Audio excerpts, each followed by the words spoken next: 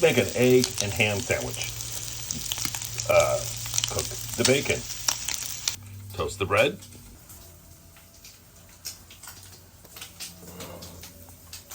Scramble the eggs.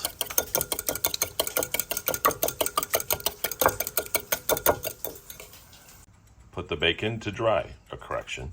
Put the bacon on there to get rid of the fat. Cook the eggs.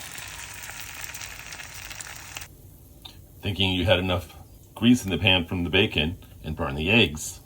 Put mayonnaise on one side.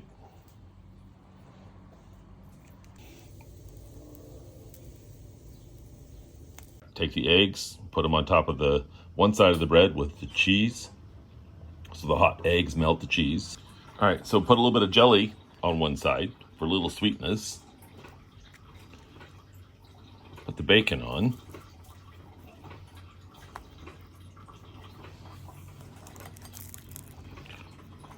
Close it up. You've got a great sandwich. As I've always said, it's cheaper to eat at home than it is to eat out.